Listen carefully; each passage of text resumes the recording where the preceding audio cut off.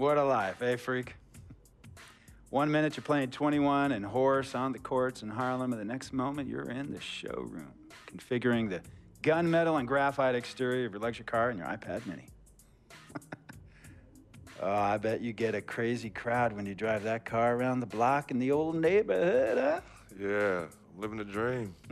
Mad pandemonium. But folks from back around the way are real proud of me. Yeah, I hear you. Local kid makes good. You know, it kind of reminds me of when I took my tech stock public and I rang the New York Stock Exchange bell and my mom's friends called her up and said, "Maggie, is that your son on Bloomberg News this morning ringing the bell?" And my mom says, "Yes, sirree, Bob, it was him." That was a great moment, freak. And you know, our lives are like a pearl necklace of great moments, all strung together with the finest silk thread of memories. And we have to be very careful how we cultivate those pearls and we thread that necklace. Does this meeting by any chance have to do with Vic Van Leer? I grew up in the burbs, freak. I wasn't poor, upper middle class, comfortable. My daddy worked as an accountant for one of the largest insurance firms in the country. Smart with his money. Mom didn't have to work. I went to boarding school. And my dad died of a heart attack when I was a freshman at MIT. I was a movie geek, wanted to be a civil engineer, but I made my fortune by becoming a hybrid of both those interests. My dad didn't want me to be an accountant. Oh, listen to this. My best friend was a guy named Isidore. Yeah, we called him Izzy. He was one of the smartest human beings I have ever met in my life. I mean, Izzy was taking second-year college calculus courses as a high school sophomore, right? Straight-A student, full ride to MIT. Izzy had the world at his fingertips. But he was always looking for trouble, and trouble found him. He ran with the wrong crowd. And when we got to MIT, he got this great job working for a financial consulting firm in Boston. But every weekend, he would fly to Vegas. You see, Izzy had a system for counting cards in Vegas that had the big casinos on the Strip. Oh, it's stymied. He would come back to MIT with suitcases filled with $200,000 in cold cash. What? Yeah. So your man Izzy was getting hit off like that? Like a fat rat in a cheddar cheese factory, freak. Okay, so what happened to this dude Izzy, because he's dope? No, not dope. Dead. After he'd been missing for 3 weeks, the Nevada State Police never found hide nor hair of Isidore. And our friendship took a hit when he asked me to hang out with him in Vegas, and I said I wouldn't do it because I knew he was on a dark and twisted path in his life. And yes, he was my dude. But no way was I gonna throw my life away trying to show my loyalty to a guy who really and truly didn't understand what loyalty was all about. So this meeting is about Vic. Correctamente. Okay, well, sir, Vic isn't Izzy. And why's that, freak? Well, for one thing, you and your dead friend Izzy didn't grow up poor. Me and Vic grew up in a neighborhood where we had to look over our shoulder every 2 seconds to make sure nobody was going to walk up on us and rob us. True. Izzy and I did not grow up in the hood.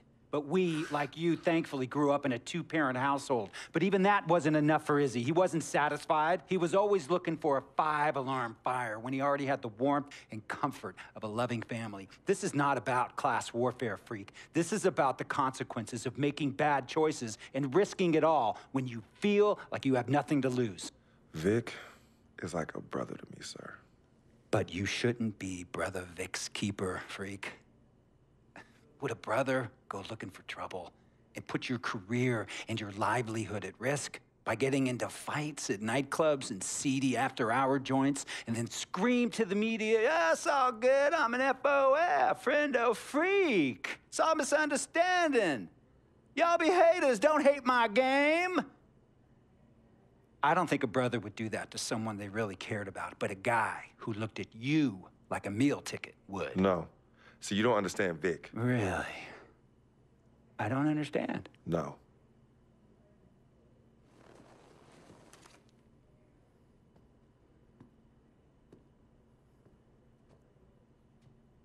Look, man, it was a misunderstanding with the guy in the next VIP booth.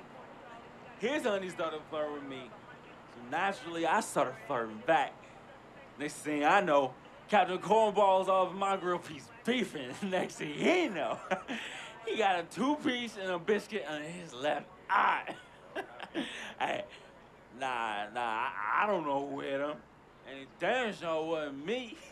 Hey, Captain Cornball's mad because I'm an FOF, friend of freak. Hey, but check this out, though. He needs to train that hottie before he leave the house, though. Yo, he's hotties ain't loyal, man. What's there to understand? Are you freaking blind? You know, I just want to know, how much did you pay your lawyers to make all this go away? Almost 100,000. Excuse me, son, I'm sorry, I couldn't hear you. I said I paid almost $100,000. Exactly. And if you keep riding shotgun with Vic, you're gonna go broke. Quick, fast, and in a hurry. Look, Vic is my friend, and I grew up with him. How many times I gotta tell you, sir? Freak, this is not a request. I am not asking you to do this. I am telling you to do this. And the first order of business is that Mr. Vic Van Leer is banned from traveling with you on the road. Vic is banned from the locker room. And Vic is banned from this arena. And if I catch this guy, Vic, in or anywhere near the facilities, Mr. Vic Van Leer will be arrested for trespassing. Are you serious, sir? Brother, I'm as serious as cancer. We all know that can be deadly. You know,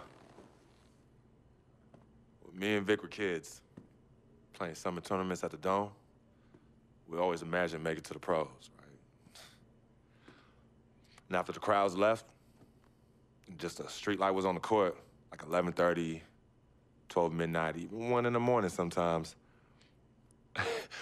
We used to practice player introductions, running on the court, giving dap, high-fiving the teammates. Vic, he would act as an announcer. You know, he would introduce me and announce my name on a loudspeaker, and the Jumbotron would flash my image like a little guy dressed in long shorts and a jersey.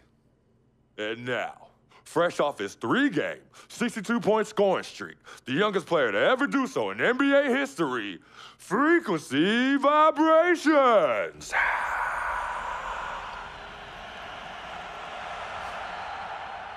So me and Vic would sit in those empty bleachers at the Dome and dream like nobody's business. And now I'm living a dream. For real. And in so many ways, Vic was part of that. Please, listen to me. I mean, I know this guy's your dude from way back. Look, me and Vic go way back like the front seats of a 67 Cadillac.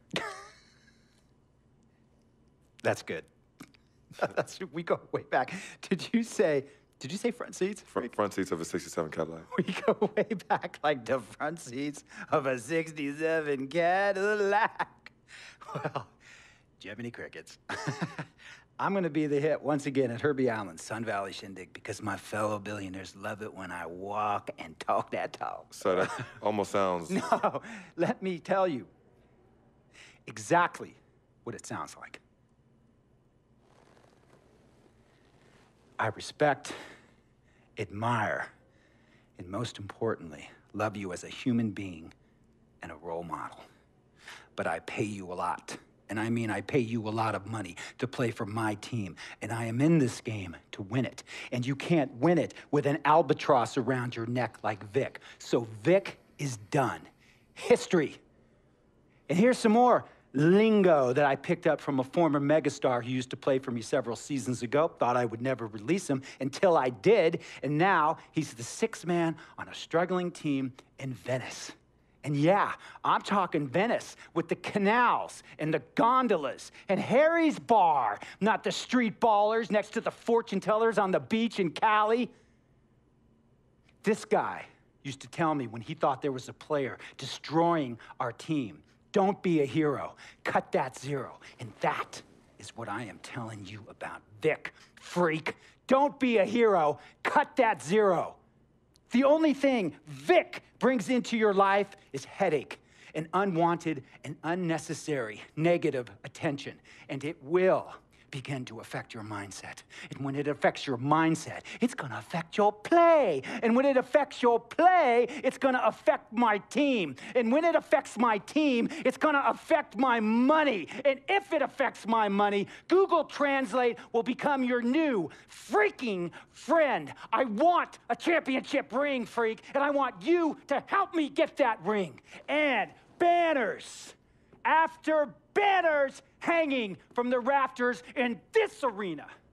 So, freak, hear me clearly and hear me good. V, G, Vic, gotta go!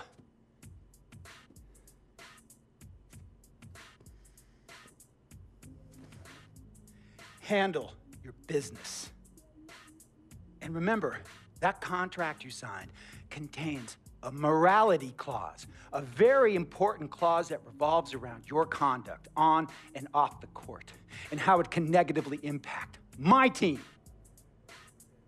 Now, I don't want you to have to learn Italian or Croatian as a second language. And hey, playing pro ball overseas, there's nothing wrong with that. But